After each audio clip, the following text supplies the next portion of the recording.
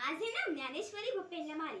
आज 14 एप्रिल म्हणजे डॉक्टर बाबासाहेब आंबेडकर यांची 130वी जयंती. त्यानिमित्त मी एक भाषण करणार आहे आणि त्या भाषणाचा विषय आहे भारतीय राज्यघटनेचे शिल्पकार डॉक्टर बाबासाहेब आंबेडकर. तर तुम्ही हे भाषण शांत चित्ताने ऐकावे अशी माझी नम्र विनंती. हवा वेगाने नव्हती, हवेपेक्षा त्यांचा वेग होता. अन्यायाविरुद्ध लढण्याचा त्यांचा इरादा नेक होता. असा लामजी बाबांचा लेख लाखात नाही तर जगात एक होता. 14 एप्रिल 1891 रोजी मध्य प्रदेशातील इंदूर जिल्ह्यातील महू या गावात एका महान तेजस्वी सूर्याने जन्म घेतला. आणि त्या महान तेजस्वी सूर्य म्हणजे साक्षात डॉक्टर बाबासाहेब आंबेडकर होते. त्यांच्या वडिलांचे नाव लामजी, त्यांच्या आईचे नाव भीमाबाई असे होते. व्यायामाने जसे शरीर घडते तसे वाचनाने मस्तक सुधारते. हे लामजी म्हणजे बाबासाहेबांचे वडील यांनी बाबासाहेबांच्या अंगी पुरेपूर उचलवले. बाबासाहेब आंबेडकर हे लहानपासूनच अत्यंत हुशार विद्यार्थी होते. त्यांचे ग्रंथ वाचनाचे वेळ अजब होते. ते ग्रंथ वाचण्यासाठी सर्वात अगोदर जात व सर्वात शेवटी बाहेर पडत.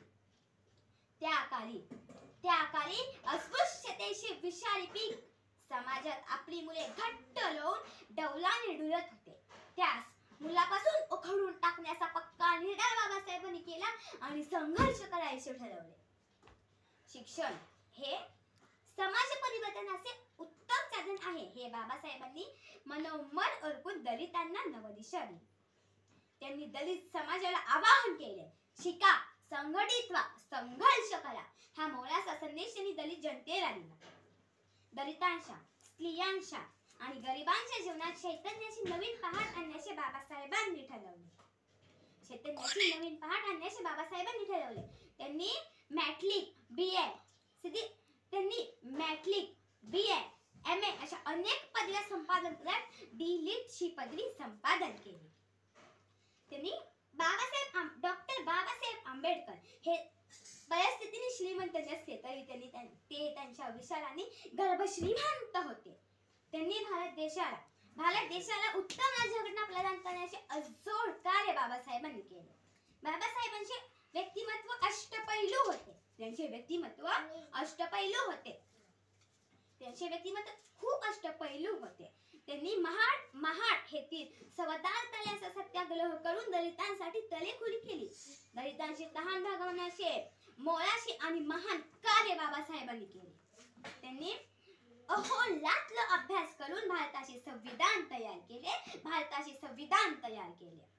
शिक्षणाचे महत्त्व सांगून त्यांनी दलित समाजाला आणि त्यांच्या समाज बांधवांना त्यांच्या कर्तव्य आणि हक्कांची जाणीव करून दिली.